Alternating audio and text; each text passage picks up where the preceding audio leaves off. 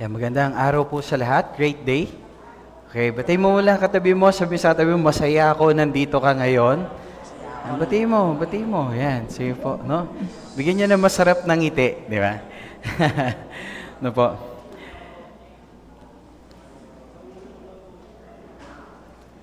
Mga kapatid, sino po rito, nung ikaw po ay bata pa, nung parang nagtaka ka, maybe siguro hanggang ngayon, magtataka ka, may mga kakilala kang mga successful people, no, maaring maunlad sila sa larangan ng, maaring sa finances, maging sa area ng, maybe sa ministry, no, maybe sa negosyo. Tapos, no, sino rito yung nagtanong ka, paano nila nagawa yun? No, meron pa ganun, paano niya nagawa yun? Bakit ang tagumpay niya, bakit ang unlad ng kanyang buhay?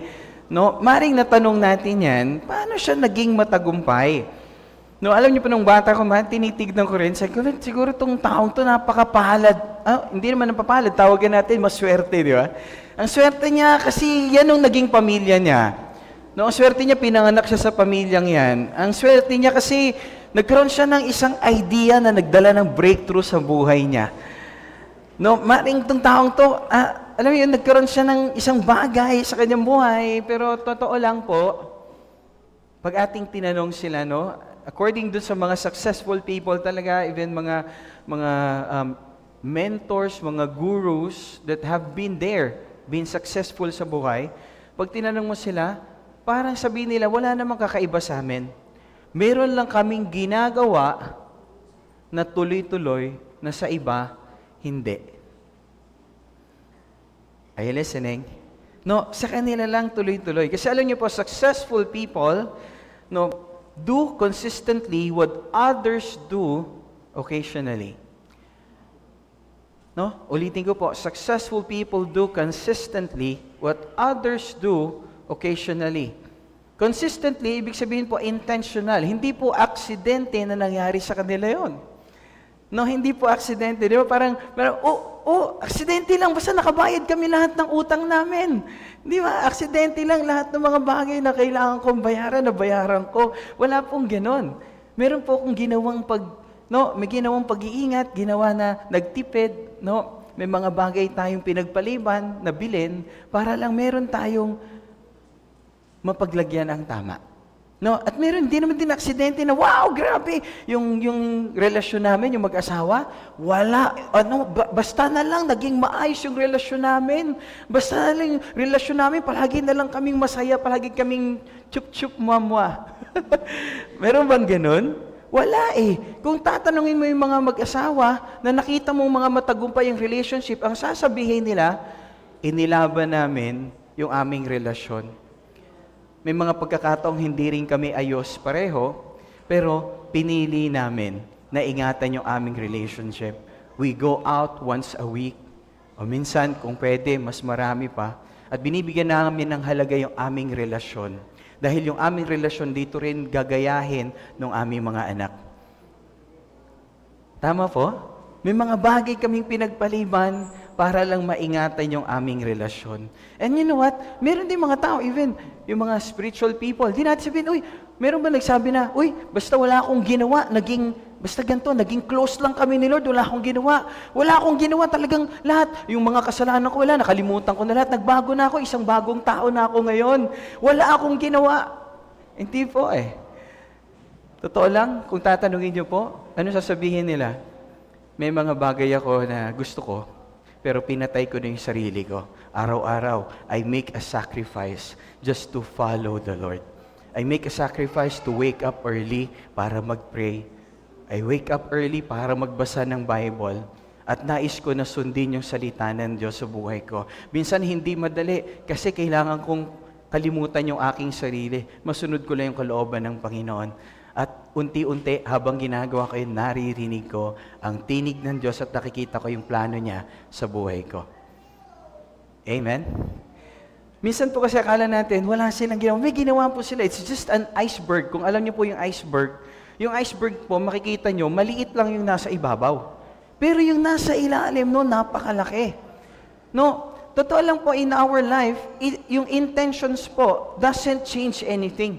Hindi dahil sa gusto mo ang isang bagay, makukuha mo. You need to act on Doon sa bagay po na yan. No, intentions don't determine our direction or our destination, but actions do. Tama? Tanong yung katabi mo, anong ginagawa mo? Tanong ko sa inyo, sino rito gusto makarating ng Boracay? Di ba? Yung hindi pa nakarating, no? Gusto makarating ng Boracay, tapos magpapapicture ka dun sa crystal kayak, di ba? Parang partner talaga yan, no? O kaya magpaparasailing, di ba? No, ang sarap, di ba? Okay, dahil ba gusto mo, makakarating ka na? Hindi. You need to make an action. Tama? Sabi nga po, a journey of 1,000 steps start from a single step. Amen? Or journey of 1,000 miles starts from a single step. Ibig sabihin, kailangan mong humakbang doon. Ang tanong, ang ano kasi, gusto mong pumunta ron, ang tanong agad, magkano ticket? Magkano accommodation? Saan ako mag-stay? Ano gagawin ko doon? Paano ko makakarating? Ano sasakyan ko? Amen? Tama? Ibig sabihin, we need to put action so that mapangyari kung ano yung desire po natin. Hindi dahil sa gusto natin, mangyayari na. Kasi nakita natin, sino rito napansin mo, sa patuloy mong ginagawa tong bagay na to, patuloy mo rin nakukuha tong bagay na to, nakapalit noon. Hindi nagbabago. No, if you continue to do what you are doing, you'll continue to get what you are getting. Amen? Alam niyo po, yung hope po hindi nagbabago ng buhay.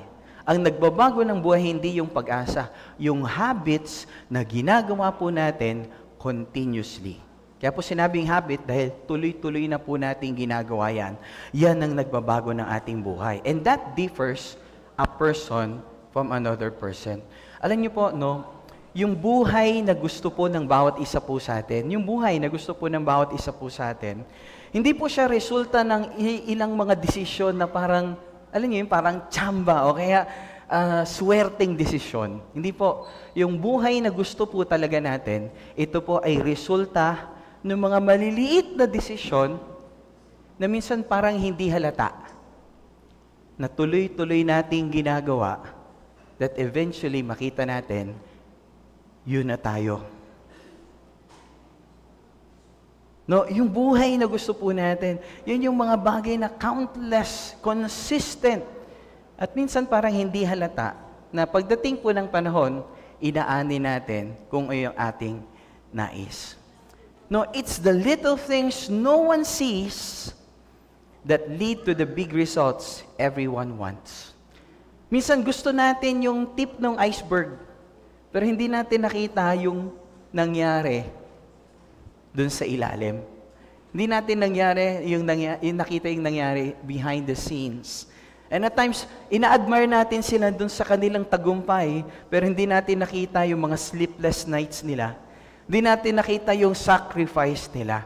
Hindi natin nakita yung training nila na araw-araw kinakalimutan nila yung sarili para mangyari lang kung ano yung kanilang pangarap.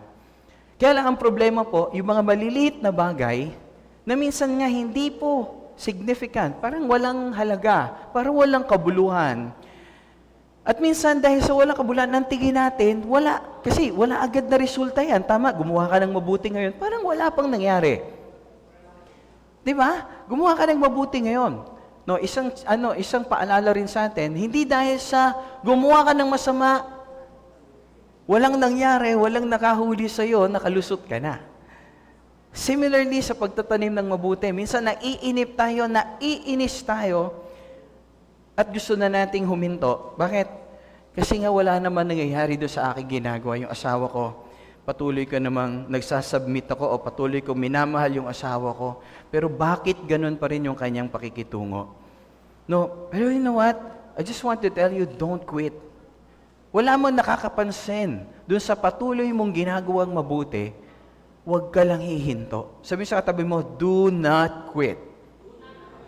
Do not quit. No? And bago tayo magtuloy, can we just read this, yung ating Bible declaration, no po? Sige, if you have your Bible, no, samahan niyo po ako. Sabi po, no, sige po, samahan niyo ako. Ready? If you have your Bibles, open your Bible app, open your your physical Bible kung dala po ninyo at samahan po natin, i-declare natin ito na may pananampalataya. Okay, ready? 1, 2, 3, go. This is my Bible. This is the Word of God. I am what it says I am. I have what it says I have. I can do what it says I can do. Today, I will be taught by the Word of God. I boldly confess. My mind is alert. My heart is receptive. And I will never be the same again. In Jesus' name, amen. Let's pray. Our Heavenly Father, Lord, lumalapit po kami sa inyo ngayon sa tulong po ng Banal na Espiritu. Dulutan niyo po kami ng kapangyarihan, Lord, na makita yung katotohanan ng inyong salita. Hiningi po namin na mangusap po kayo sa amin. Lord, empower us, Lord, so that we can do and live a consistent life bilang inyong mga anak na palagi, Lord, namamatay sa aming sarili, namumuhay ayon sa Espiritu, nag-o-honor sa inyo sa mga maliliit na bagay. At patuloy, alam namin, Panginoon, kung kami mapagkakatiwalaan ninyo sa mga maliliit na bagay, Lord, mapagkakatiwalaan nyo kami sa malaki. Kaya Lord, nihingi po namin ang gabay ng Banal na Espiritu. Pagpalain nyo po kami as you study your word. Ito po yung aming dalangin sa pangalan ni Jesus. And all God's people say, all God's people say, Amen and Amen. Galatians chapter 6, verse 7 to 9. Galatians chapter 6, verse 7 to 9. You know what? Itong tatlong verses po nito, it is very powerful. Alam ko, nabasa na natin to ilang beses. Alam niyo po, this is a life-changing, itong verses po nito, and it is very prophetic. Ano pong sabi ng verse 7? Do not be deceived. If you will read it in the Greek, ang sabi nung deceive, wag daw tayo magpapadaya. Sabihin sa ibang version po, do not be stupid or do not be foolish. Huwag tayong maging hangal. O huwag tayong maging eng-eng. Sorry for the word, Sabi ron, sabi, God cannot be mocked. Ang Diyos daw po ay hindi natin pwedeng isnabin. Sabihin, ito ay batas na dapat nating pansinin at bigyan ng halaga. Sabi, God cannot be mocked. Sabi, a man reaps what he sows. Aanihin daw ng tao kung ano yung kanyang tinanim. Sabi, whoever sows to please their flesh, yung flesh po na sinasabi rito, hindi po laman, kundi makamundong buhay, makasalanan, marumi, madilim. Sabi, whoever sows to please their flesh, from the flesh will reap destruction. Whoever sows to please the Spirit, i-honor ang Diyos, pasayahin ang Diyos, from the Spirit will reap eternal life. Thank you for the eternal life. Amen? At sabi in verse 9, let us not become weary in doing good, for at the proper time, we will reap a harvest if we do not give up. If we do not give up. Kaya ibig sabihin, sabi sa katabi mo, do not quit. Do not give up. Do not stop. Bilang anak ng Lord, alam natin yung ginagawa natin, merong magandang mangyayari, kaya lang minsan nakakapagod. Bakit? Kasi parang walang nakakapansin. Kasi parang wala pang nangyayari ngayon. Maghintay ka lang. Do not give up. Sabi sa katabi mo, do not quit. Amen. That's the title of our topic ngayon is do not quit. Similarly, do not give up. Do not stop. Do not stop. Do not quit. And ngayon po, if you'll allow me, turo ko po sa inyo, ano po yung laws of sowing and reaping. Laws of sowing and reaping. Pag sinabi pong law, parang law of gravity. Parang law of gravity, kung ako po ay tatalon mula dito sa stage, saan po ako pupunta? Pababa, pataas? Palagi pong pababa. Tama ba? Bakit? Kasi yun yung law Never pa na mangyari, nahulog ako pataas. Imposible yun. Bakit? Ang law ng gravity, it's always true. Kung ano yung law, palaging true yan. Law of gravity, what comes up must come down. Tama po ba? No, it will never go up continuously kasi merong law of gravity, liban na nasa outer space tayo. No, pero tingnan niyo, no, kung makita natin itong pag-aaralan po natin, it is a law and it is true. At makikita po natin to sa paligid. First thing that we need to study is, you reap what you sow. Aanihin natin kung ano yung tinanim natin. No, pangalawa, you reap more than you sow. Inaani natin higit pa dun sa tinatanim natin. At you reap after. Hindi agad-agad, but after. Later on, after a season, no? After ng ilang maaring dekada, panahon, doon natin aanihin yung ating tinanim. And let's go on to the first point. You reap what you sow. Inaani natin kung ano yung tinanim natin. Amen? May tanong po ako sa inyo. Okay, may tanong po ako? No. May tanong, ready na ba kayo?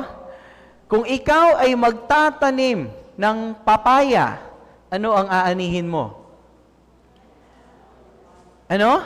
Of course, papaya. Kung ikaw ay magtatanim ng kalabasa, ano ang aanihin mo? Of course, kalabasa. Bakit? Totoo po na kung ano yung tinanim mong buto, yun din yung aanihin mong bunga nito. Imposible na nagtanim ka ng kalabasa, aani ka ng pakwan. That's a different, no, no, kasi that's very different. Bakit hindi po ganun? Because it's a law. Kung ano yung tinanim mo, yun ang aanihin mo. No, at kung titignan niyo po, similarly, sa buhay po natin, no, parang kung babalikan natin yung binasa po natin kanina, for those who sow in the flesh, ano ibig sabihin? Yung tao na nag-invest dun sa mali, dun sa masama, aane ng pagkawasak. Pero yung nagtatanim para pasayahin yung Diyos, to please the Spirit, to honor the Lord, aani raw po ng eternal life. Amen? No, ibig sabihin, sabi nga nung Hosea chapter 10 verse 13, sabi, but you have planted wickedness. Si Lord may sabi nito, you have reaped evil. No, kung nagtanim ka ng kasamaan, ang aanihin natin, masama. Tama po? Ibig sabihin, kasi hindi natin pwedeng dayain ng Panginoon. Parang ganito po, tignan nyo. No, parang sa trabaho. Punta ka ng trabaho, palagi kang late. Tapos half-hearted ka sa trabaho, masama yung ugali mo, iba ka makisalamuha sa mga tao, maging sa boss mo.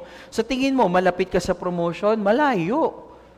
No, kaya nandoon ka lang sa posisyon na yon at hindi ka ma-promote. Kasi bakit? Maaring meron kang ginagawa na hindi tama. Mali yung tinatanim. No, parang ganito. No, parang nagtatanim ka dun sa last, no? Okay? Palaging lastful yung buhay mo, makalaman yung buhay mo. Tapos nagbi-binge watch ka ng mga maling mga panoorin, no? Pornography, nagbi-binge watch ka. No, ginagamit mo yung mga tao. Huwag kang magtataka na pagdating ng panahon, magtataka, bakit nag-struggle ako sa relationship? Bakit may problema ako sa relationship, kapatid? No, kasi naitanim siya. Inaani lang kung ano yung naitanim. No, huwag kang magtataka na, bakit ganito, no? Yung, wala kang pinipiling kainin, yung lahat ng bagay kinakain mo, walang bawal sa'yo, di ba? Kain ka ng matamis, kain ka lahat ng mataba, ng maalat, lahat, wala kang inaayawan. No? Tapos lahat ng kinakain mo, tapos walang exercise. Tapos pagdating, baka may bisyo pa. I believe, wala na naman pong may mga bisyo dito. No, may bisyo pa, may sigarilyo pa, may sugal pa, tama, nagpupuyat pa. Tapos minsan, umiinom pa. Pastor, kailangan ko kasi i-celebrate ang tindi ng presensya ng Diyos. Kailangan kong i-celebrate, mag-iinom ako. Di ba? No, kaya lang kapatid, tataka, bakit ganito? Parang 30 pounds ako, heavier, overweight. Pinaparusahan ba ako ng Diyos? Kapatid, hindi yan parusa. Ang tawag dyan, harvest. Hello? Andyan po ba kayo mga kapatid? Kasi we cannot deceive ourselves. We must not deceive ourselves. We can never mock God. Kung ano yung tinanim natin, yun ang aanihin natin. Hindi siya parusa. We're just harvesting ano yung tinanim natin noon. Amen. Meron akong tanong sa inyo. Yung gusto mo ba ngayon, yung gusto mong puntahan, yung ginagawa mo ba, sa tingin mo doon ka dadalhin? Kasi kung hindi, itatag natin, if you don't like what you are reaping, change what you are sowing. If you don't like what you are reaping, kung hindi mo gusto yung naka-harvest mo ngayon, palitan mo yung buto.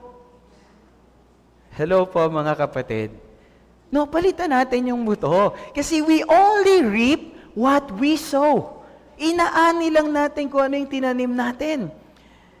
And secondly, if you're writing down notes, sulat niyo po ito, these are powerful points that will help us in our life. You reap more than what you sow.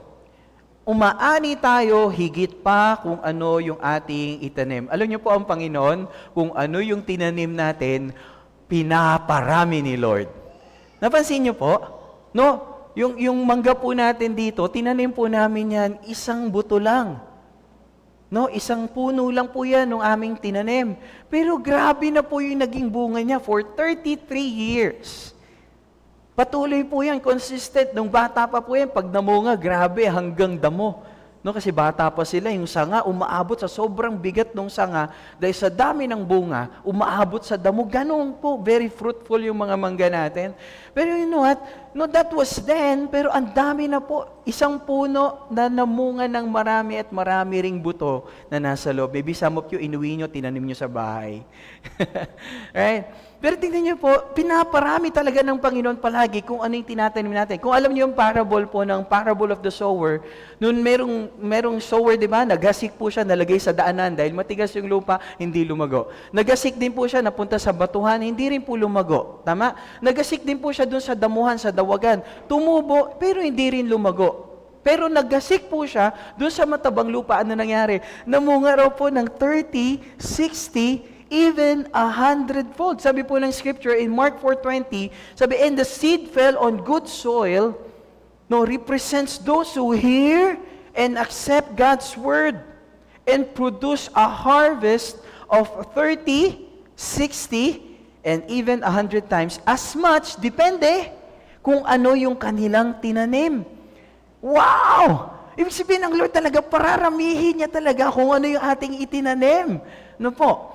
No. Kaya po, alam niyo po, when we plant seed, tutubo po yan, magiging puno, magpuproduce po yan ng maraming bunga, at maraming seed po doon sa bunga na yan. Ibig sabihin, parang ganito po, parang, pag pumunta ka sa isang lugar, even dito sa church, or even somewhere, sa labas, pag ikaw lumabas, tapos ngumiti ka sa mga tao, sa tingin mo, ano makukuha mo? Ngiti rin. They will smile back at you kasi nakangiti ka. Paano kung pagdating mo rin, parang kang siga, astig ka? Bastos ka pagdating doon. Sa tingin mo, ano makukuha mo? Di, bastos din sila sa'yo.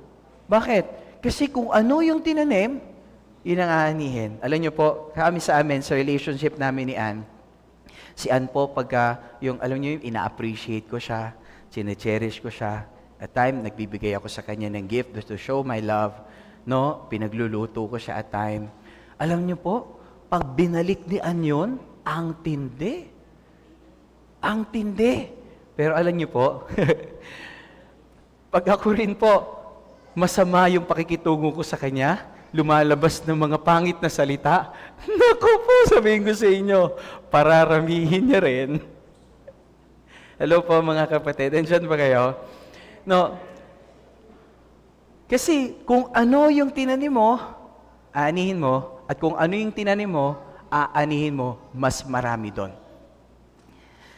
Meron pong libro, yung Compound Effect, and I suggest for you to read it, ni Darren Hardy.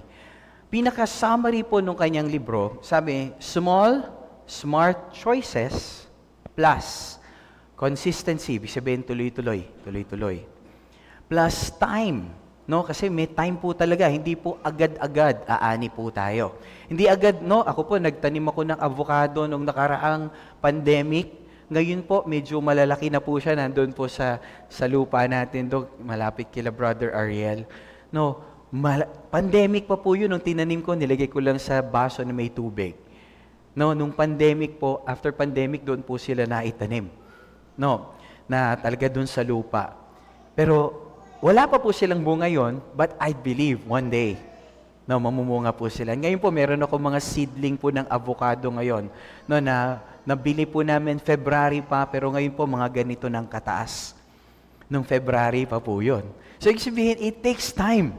It takes time. Pero naniniwala ako, pagdating ng tamang panahon, mamumunga ito ng sagana. Amen?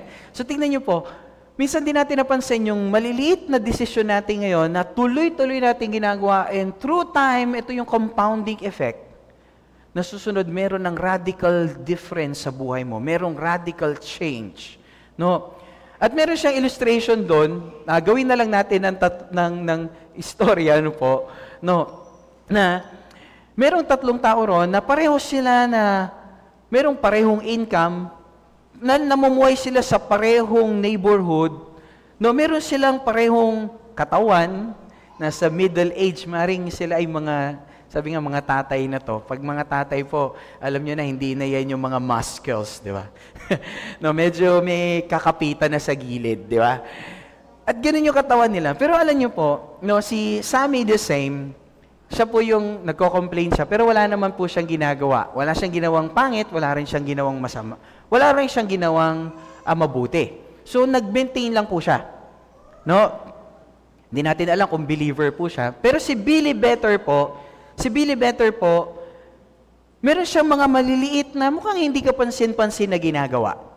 Nagsimula po siyang gumising ng maaga para mag-pray at nagbabasa po siya ng Biblia niya. At least 1 to 3 chapters a day, binabasa niya po yon. At umattend po siya ng cell group. No? At umattend po siya ng GUCCL. Umattend siya sa GUCCL, narinig niyo po yung mensaheng to. About sowing and reaping, yung law of sowing and reaping. At nagtuloy po siya ng life class. At di lang yon, nag-encounter siya hanggang nag-school of leader siya. Wow! No, at tinuloy-tuloy niya lang po yon. Mukhang hindi pa kapansin-pansin, parang wala pang pagbabago. At physically, hindi na siya umiinom ng soft drinks kasi gusto niyang, yung katawan niya, gumanda yung katawan niya. Hindi lang siya nagtitake ng soft drinks araw-araw or ng sweets. Ang tinitake niya lang mga healthy food. Hindi siya nagtake ng junk food. No, patuloy niya lang yon, araw-araw, parang wala. No. At tinuloy-tuloy niya yon, parang wala pang nangyayari sa kanya. At dahil sa parang walang nangyayari, gusto niya mag-quit. Kasi parang walang nangyayari. Kasi, alam niyo yun, after 3 months, walang nangyayari. 6 months, parang walang nangyayari. Gusto niya na mag-quit. Pero naalala niya, yung halaga ng mga maliliit na bagay na parang hindi mahalaga, parang hindi ka pansin-pansin, na pag tinuloy mo over time, merong malaking maitutulong sa kanya. So, nagpatuloy po siya. So, tinuloy niya po yun. Tinuloy-tuloy niya. But, sadly, si Wally Wurst, ang ginawa ni Wally Wurst, meron siyang ginawang maliliit na bagay na pangit. Umattend din siya ng church, pero na-miss niya yung ngayon. Nag-skip siya ng Sunday. Hindi niya narinig yung mensaheng to. Hindi niya narinig yung halaga ng batas tungkol sa sowing and reaping. Tapos, nag-take siya ng unhealthy snack. Hindi siya nagpe-pray, hindi niya binibigyan ng halaga yung prayer, hindi niya binibigyan ng halaga yung Bible reading. Kumakain siya ng bagay na hindi niya dapat kainin. Nag-take siya ng soft drinks. Konti lang naman a day. At yung tinitake niyang mga merienda niya, mga unhealthy food, junk food, no. And alam niyo, yung oras niya, inauubos niya sa pagpi-play ng video games. Though okay naman, ang good thing kasi palagi siyang nagtatagumpay. Palaging high score siya, palagi niya nabibit yung record niya. Good thing. But sadly, naubos yung oras niya doon. No, naubos yung oras niya doon, and he continued that for 6 months. And 6 months, kung tignan mo, parang wala naman nangyari sa kanila. Walang significant na nangyari. After 6 months, after 18 months, hanggang pagdating ng mga bandang 18 months, parang may konti na. No? May konti na. And after 27 months, that is roughly 2 years and 3 months, meron ng radical difference sila. Ano po nangyari? Si Sammy the same, syempre, same pa rin, sees no real change in his life. Kasi wala naman siyang dinagdag na maganda, wala rin siyang dinagdag na pangit. He just continued. No, okay? And some of you may kilala kayong ganon. Si Billy Better naman, he consumed 117,500 fewer calories. Araw-araw lang. Hindi niya lang tinitake yun, araw-araw. Okay, at nag-exercise kasi siya, no? At least 3 times a week, no? Naglalakad siya. Parang wala ring kabuluhan. Pero ito yung nangyari sa kanya, and 33.5 pounds lighter.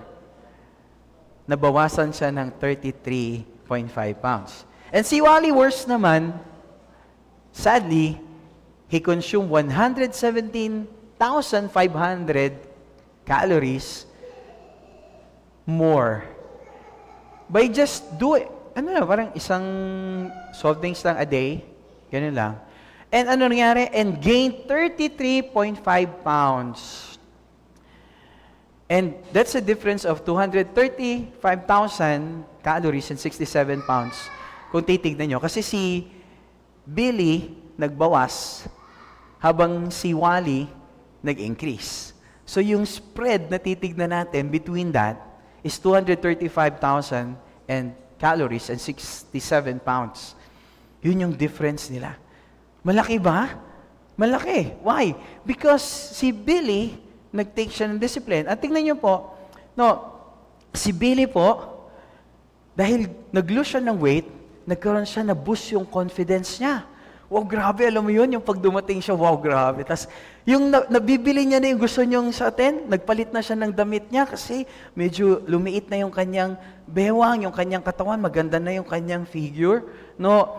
At lalo siyang napalapit sa Diyos kasi araw-araw, for 27 months, he continuously, religiously, pray, seek the Word of God. Hinanap niya yung Panginoon sa kanyang buhay. At dahil doon, he grew up in his leadership. Naging leader siya. No, naging leader siya ng few disciples. Meron siyang inalagaan ng 3 ngayon. And you know what? Dahil doon, napansin ng boss niya yung kanyang parang kakaiba, parang ang saya niya. Lahat ng bagay na ginagawa niya kasi mabuti yung kanyang tinatanim, ayos yung ugali niya. Napansin siya ng boss niya. At because of that, pinromote siya ng boss niya, tumaas yung sweldo niya. Nabayaran niya yung lahat ng kanyang utang. Alam niyo po, yung misis niya, ang saya-saya. Naging maayos yung, mas maganda yung relationship nila. At araw-araw, meron silang, hello po.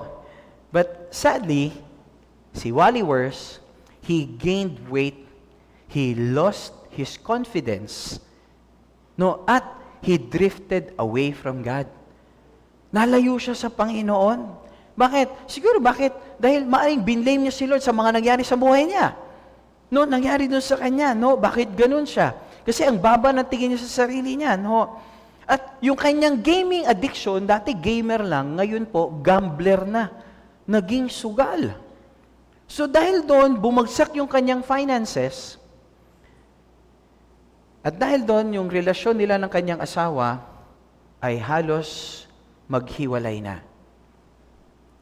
Yung mga shinare ko po sa inyo, parang mga hypothetical question. Pero totoo po ba, malapit ito sa mga nangyayaring katotohanan sa paligid natin? Amen? Bakit? It's not what you do occasionally that changes our life. It is what we do consistently. Yung mga bagay na ginagawa natin ng tuloy-tuloy, yun ang tunay na nagbabago ng ating buhay. Kaya kapatid, if you don't like what you are reaping, change what you are sowing. Kung ayaw mo nung inaani mo, baguhin mo kung ano yung tinatanim mo. Bakit? We will always reap what we sow, and we will always reap more than what we sow. And number 3, if you're writing down notes, third law is you reap after you sow. You reap after you sow. Aani po tayo hindi sa panahon na nagtanim tayo. Maring hindi rin sa taon na nagtanim tayo. Maring hindi rin sa susunod na taon, maring mahabang panahon bago tayo umani. Kasi we will always reap after, not the same season, kung kailan tayo nagtanim.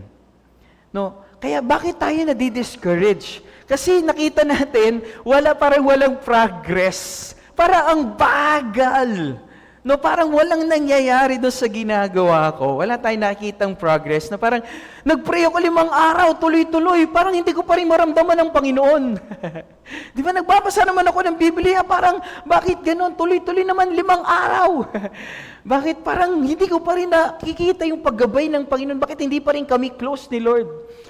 Pumupunta naman ako ng gym. No, 1 linggo na ako pumunta ng gym. Bakit ganun yung katawan ko? Parang hindi pa rin nagbabago. Di ba? Bakit gano'n? No, nagtitipid naman ako, bakit hindi pa ako nakakabayad ng utang ko? Hello? At minsan, dahil doon, napapagod po tayo. At minsan, we wrongly conclude, naisip natin, yung small decisions na ginagawa natin, na tama, ay hindi mahalaga. That's why we stop. But tell your neighbor, sabi sa katabi mo, do not quit. Sabi sa katabi mo, do not quit. Encourage mo katabi mo, sabi sa katabi mo, do not quit. Sa katabi mo, do not give up. O kasi yung katabi mo, lalo na parang closing prayer na, di ba? No. Alam niyo po, totoo po ba to? Our entire life is the sum total of all the small, little decisions that we make every day. Ikaw at ako ay tayo ngayon dahil doon sa mga desisyon na ginawa natin, mga maliliit lang na parang hindi mahalaga noon. Kaya ikaw ay ikaw ngayon. Amen? Kaya anong ibig sabihin? We need to be very cautious in every action that we take dahil yung action natin will lead us to our destiny, to a destination.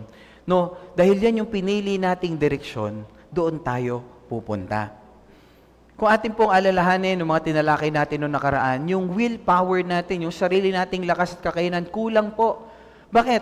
Kulang po yun kasi every time nagagamitin natin yung willpower natin, ano nangyari po sa atin? No, nagkakaroon po tayo ng problema, napapagod po tayo. No, pag ginamit mo, di ba parang meron kang isang bagay na gusto mo gawin, habang pinupuntahan mo, tapos nag-fail ka, at nung nag-fail ka, gagamitin mo pa rin yung lakas mo, pipilitin mo yung sarili mong lakas, at dahil doon, pag ginamit natin yung lakas natin, ano mangyari? Parang muscle, napapagod tayo, nahihirapan tayo, humihinto tayo. No, kaya, alam niyo po, we must not depend on our willpower, we must depend on the Holy Spirit. We need to depend on the Holy Spirit. We walk in the Spirit. We are not here to gratify the desires of the flesh, but we are here to gratify the desires of the Spirit. Dahil alam niyo po, pag tama kasi kasi pag mali yung identity, mali yung pagkakilala mo sa iyo, di ba? Ang tingin mo palagi, wala akong kwenta, wala akong magagawa. Ganun pa naman yung gagawin ng kaaway, di ba? Ang sasabihin ng kaaway, pag meron kang gagawing maliit na pangit, sabihin niya, okay lang yan, lahat naman ginagawa yan. Uso na naman yan ngayon eh. Tama?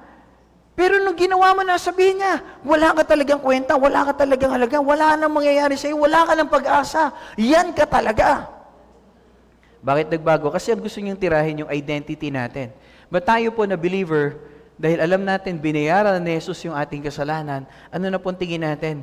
Yung identity natin kay Jesucristo ko. At alam ko, nakatira si Jesus sa akin nung tinanggap ko siya. At nung nakatira siya sa akin, mayroong banal na Espiritu na nagbibigay sa akin ng lakas at kakayanan para magawa ko yung gusto ng Panginoon na gawin ko. Amen? And because of that, we are no longer trying, we are in training. Amen? No, hindi na tayo nagtatry kasi every time that we try, we fail. But we train to win. Amen? We run to win. Sabi nga ni Paul, by His Spirit, pipiliin na natin what we want most rather than what we want now. Ano ba talaga yung gusto mo? Tanong ko uli sa inyo, yan bang nais mo sa future mo na buhay? Katugon ba yung ginagawa mo ngayon? Katugon ba yung mga maliliit na bagay? Alam niyo po, minsan parang we judge yung situation dahil lang dun sa nangyaring tagumpay sa dulo. Pero alam niyo po, ang tunay na tagumpay natin, hindi yung dulo. Kung alam natin na ang principle o ang law ng sowing and reaping, Hindi nakabase dun sa success sa dulo, kundi nakabase kung ano yung tinatanim natin ngayon. Kaya kung matutunan natin, we must not judge yung success ng bawat araw dun sa harvest, dun sa inani natin. We reap, no, yung harvest na inani natin, but by the seeds we sow. Ano ba yung mga buto o mga binhi na tinatanim natin ngayon? Anong sabihin? Bawat araw ba, did we honor, did we give glory to God in everything that we do? Nabigyan ba natin ng honor, nabigyan ba natin ng glory ang pangalan ng Panginoon? Did we honor God today? Kasi sabi po, do not be deceived. God cannot be mocked. You reap what you sow. You will reap more than what you sow. And you will reap after you sow. Kaya po sabi ni Apostle Paul in verse 9, let us not become weary in doing good. No, Galatians 6:9, let us not become weary in doing good, for at the proper time, we will reap a harvest if we do not give up. Alam niyo po, naiintindihan to ng mga gumraduate ngayon. No? I thank the Lord for my son. He graduated po. Academic excellence. Pero, alam niyo po, nagtataka ako kasi parang hindi naman siya yung maaral po siya, pero nakita ko kasi every time he is just checking his notes, he has just that habit na hindi yung pagka-exam doon lang mag-aral. Hello po? Totoo lang, magiging madali po yung pag-aaral kung gagawin mong pag-aaral hindi pag may exam lang. Tama ba yun? Kundi yung pagka-discuss, o kaya even mag-abansi ka na, magbasa ka na. Para pag diniscuss ng teacher mo, yun pala yun, meron ka nang alam. Hello po mga kapatid. No, dapat hindi na tayo baby, yung hagis. Alam niyo hagis? Yung pagdating ng bahay, hagis bag. Hagis bag. No.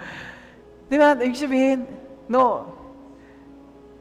Kaya nga review, kasi pagdating mo bahay, ni-review mo. May idea ka na. Pag nadagdagan man yon, na-review mo na, alam mo na. Pagdating ng exam, mag-scan ka na lang. Hello po mga kapatid. Andyan po ba kayo? Ano mas madali? Yung pag may exam, doon ka mag-aaral? O yung pagkatapos i-discuss, o bago pa i-discuss, binasa mo na, inaral mo na? Totoo po ba mas magiging madali kung binasa mo na araw-araw? Kaya po kapatid, every day we come to a test. No, mga estudyante, dyan ba kayo? Mga disciples ng Panginoon Jesucristo, every day we encounter tests in our life. Huwag yan natin, alam ko may mensahe doon si pastor eh. Alam ko yun, nakarating ako noon eh. Saan na ba yun? If you'll just cultivate that habit of studying every day. Pinreach ni pastor, inaral mo pag-uwi mo sa bahay. Tapos, grabe, gusto mo pang i-share sa pamilya mo, sinare nyo sa pamilya nyo sa aming tahanan, bahay-sambahan. Tapos, nag-win ka ng people, sinishare mo doon sa mga classmate mo. Alam mo, dapat tama yung itanim mo. Nag-grow pa yun, naaalala mo yung mga points, naalala mo yung mga verses. No, pagdating nung nag-cell group kayo, nung tinanong ko ng kuya mo, nag-take away ka, grabe, kinuwento mo lahat. Bakit? Kasi sa ulo mo na eh. At dahil sa alam na alam mo na, pwede mo na siya at madali mo na siyang maipamuhay. Magtataka ka na lang, patuloy mong ginagawa, kahit wala ka ng notebook, alam mo na kung ano yung mensahe, bakit nangyari na sa'yo. Ginagawa mo na. Amen? At magugulat ka na lang pagdating nung ilang panahon, habang ikaw ay leader na, ginagamit ng Panginoon. Dati ikaw tinutulungan lang, ngayon tumutulong ka na. Amen? Dati ikaw yung makulit, ngayon hindi na, ikaw na yung nangungulit. Amen? Tama po ba? Blessing ka na ngayon. Hindi ka na pabigat, kagaangan ka na ngayon. Amen? Are you listening mga kapatid? Kaya bakit? Kasi meron tayong ginawa, meron tayong tinanim. Alam niyo po, yung hard work, kasama ng discipline, yung sacrifice natin, di nila nakikita yun, yung katapatan natin. Kapatid, lahat ng ginagawa mo, hindi nasasayang. Nakikita ng Diyos yan. Amen? Parang yung tubig, alam yung tubig, lagay mo dun sa apoy, yung apoy tuloy-tuloy. Di ba? Ano mangyari doon sa tubig? Di ba mamaya 20 degrees, 30 degrees, 40 degrees. Tapos mamaya makita mo mga 80 degrees, 90 degrees, hanggang mamaya 99 degrees. Anong meron ka na? Meron ka ng napakainit na tubig. Pero kapatid, 1 degree lang, 1 degree difference lang. 1 degree difference lang. A degree change lang. Ano mangyari? Yung tubig na napakainit kanina, ngayon, kumukulong tubig na. Amen. Bakit? Dumating na yung time. Dumating na yung time. We reap a great harvest. And kapatid, yung buhay din natin, it doesn't happen overnight. Yung success, similarly to sa boiling. Pero hintay mo lang, mainit na, hintay mo, 1 degree lang, tuloy ka lang. Sabihin mo sa katabi mo, huwag kang ihinto. Sa katabi mo, huwag kang manghihinawa, huwag kang magsasawa, huwag kang bibigay, huwag kang mapapagod. Bakit? Kasi merong pangako, Panginoon, tapat ang Diyos. Amen? We will reap a great harvest if we do not give up. At maaaring sabihin ng mga tao, ang gara ng buhay nito, napakaswerte mo. No, hindi ako swerte. Tapat lang ako. Tapat lang ako. Tapat lang ako. Tuloy-tuloy ko lang ginawa. Pero alam nyo kapatid, maaaring sabihin nila, swerte ka. Pero kapatid, totoo lang, hindi nila nakita yung mga panahon na hindi ka natutulog, yung panahon na gumigising ka ng maaga, hindi nila nakita yung panahon na nanalangin ka, hindi nila nakikita yung panahon na hinahanap mo yung Panginoon sa Kanyang salita, hindi nila nakikita yung mga sacrifices, yung mga pagkain na gusto mong kainin kaya lang fasting ka. Hindi nila nakita yon. Hindi nila nakita na yung mga panahon na dapat i-spend mo sa sarili mo, ginagamit mo sa Panginoon, inaabot mo yung mga tao, gumagawa ka ng mga bagay na hindi nila ginagawa o ginagawa man nila hindi tuloy-tuloy pero yung sa'yo ginagawa mo tuloy-tuloy. No, sila pumupunta ng gym, sila mga 3 reps lang. Ikaw dinadagdagan mo pa. Tama. No, tapos ikaw sila, at tapos na yung fasting. Tapos na yung fasting na church, ikaw tinutuloy mo pa rin. And soon, kapatid, you will reap a great harvest. Amen? Amen? Bakit? Tuloy-tuloy, tuloy-tuloy. Hindi nila nakita yung mga behind the scene. Hindi nila nakita yung mga panahon na bumagsak ka sa kasalanan. Hindi nila nakita yun na bumangon ka lang. Hindi nila nakita na gusto mo na rin umayaw. Hindi rin nila nakita na meron kang self-doubt, na nagdududa ka rin, Lord, ako ba talaga tinawag din nyo? Pinili nyo ba talaga ako? Hindi nila nakita yun. Pero maganda lang nagpatuloy ka, kapatid. Amen? At nakikita mo habang nagtutuloy ka, dahan-dahan, yung pangako ng Panginoon na a-unveil at nakikita mo nangyari sa iyong buhay. Kapatid, things that no one sees, sila po ay nagdadala ng resulta na gusto ng lahat. Are you listening? Maring yung ginagawa mo ngayon, Pastor, parang wala pang nangyayari. I want to tell you, kapatid, do not give up. Do not quit. Do not grow weary. Huwag kang mapagod, huwag kang manghinawa. Patuloy kang mag-pray, patuloy kang manalangin, patuloy kang magbasa ng Biblia, patuloy kang maging generous in your giving. No, patuloy kang tumulong sa mga tao. Patuloy kang maniwala na merong gagawin ng Panginoon sa pamilya mo. Maybe some of you have been praying, Lord, gusto ko ng pagbabago sa pamilya ko, gusto ko maligtas yung kapamilya ko, gusto ko maligtas yung campus ko, gusto ko, Lord, maligtas yung workplace namin, Lord, gusto ko maligtas ang Rosario, yung barangay namin, pero magsisimula sa'yo. As you continue to sow good seeds, mukha mang walang nakakapansin, magpatuloy ka lang. Magpatuloy ka lang. Amen? Magpatuloy ka lang. Amen? Hindi nila nakita yung mga panahon na pinili mo, kainin mo yung mga tamang bagay. May mga bagay kang pinagpaliban. Pero kapatid, darating yung panahon, you will reap a great harvest. Hindi po madali. Hindi rin po siya overnight. Pero we will reap a harvest pag hindi po tayo nagsawa. Sabi sa katabi mo, tuloy-tuloy lang tayo, kapatid.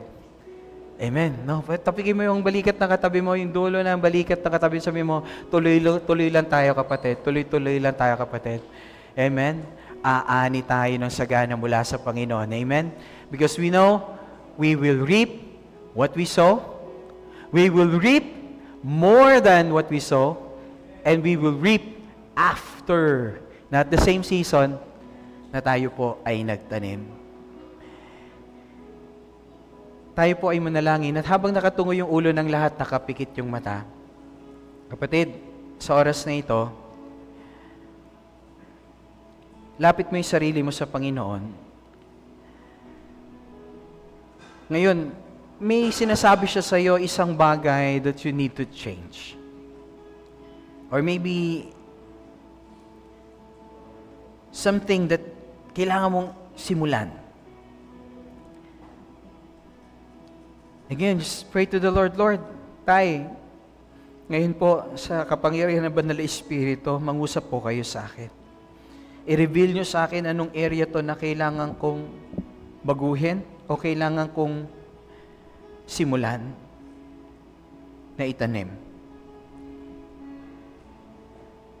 Hindi ko alam kung anong area ng buhay mo yan. Maybe in your area of your relationship, area of your emotion, maybe area ng iyong finances, maybe area ng iyong ministry. Whatever area that is, hingi mo sa Panginoon, Lord, I want to be consistent sa area na to. Lord, help me. Help us. Lord, help us, Lord, to plant those seeds of righteousness consistently. At Lord, nagtitiwala po kami na magdadala po kayo ng malaking harvest sa buhay po namin.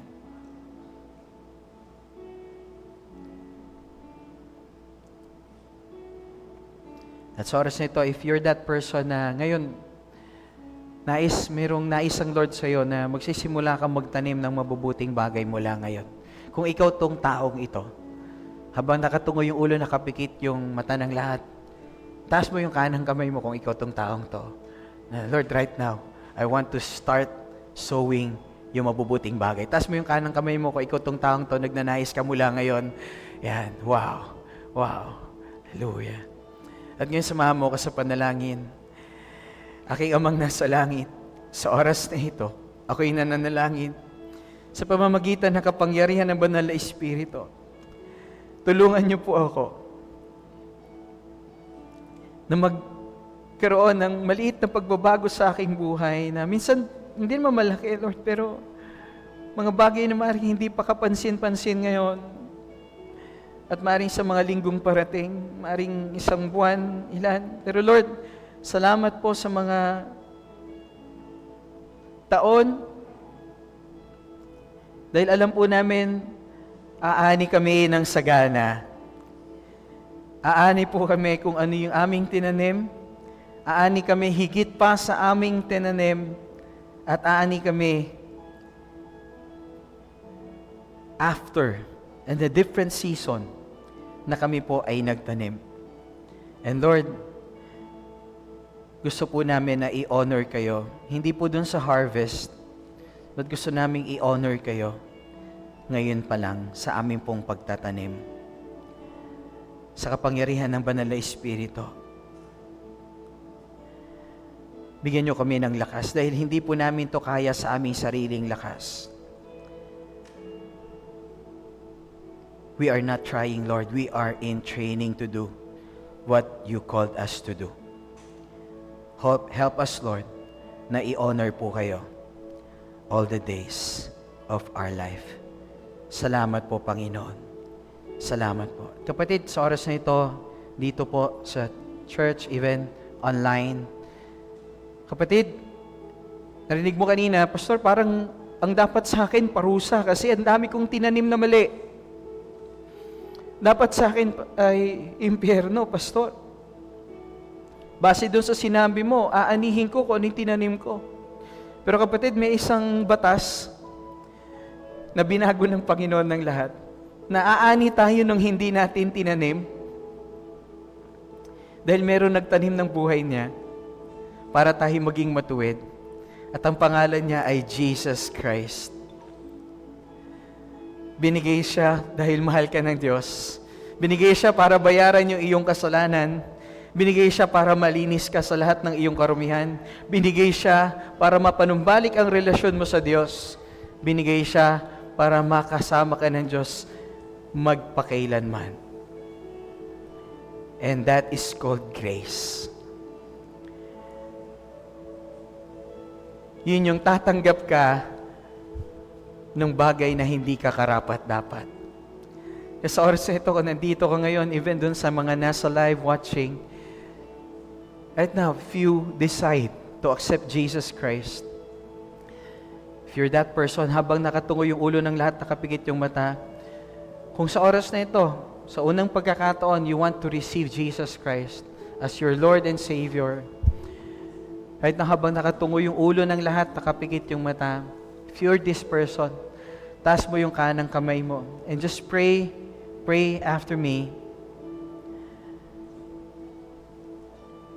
Father God, my Heavenly Father, patawarin niyo po ako sa lahat kong kasalanan. Jesus, iligtas niyo po ako. Magdala po kayo ng pagbabago sa aking buhay. Gawin niyo po akong bago. Punuin niyo po ako ng inyong Espiritu upang magawa ko po yung mga bagay na nais niyo pong gawin ko. At maging ako kung ano po nais ninyo ako maging. Ang buhay ko po ay hindi na po sa akin. Binibigay ko na po at inaalay ko po ang lahat ng ito sa inyo. Salamat po sa bagong buhay. Sa inyo po ang lahat ng ito. Ito po ang aking dalangin. In Jesus' name. In Jesus' name. And all God's people say, Amen. Pwede natin palakpakan.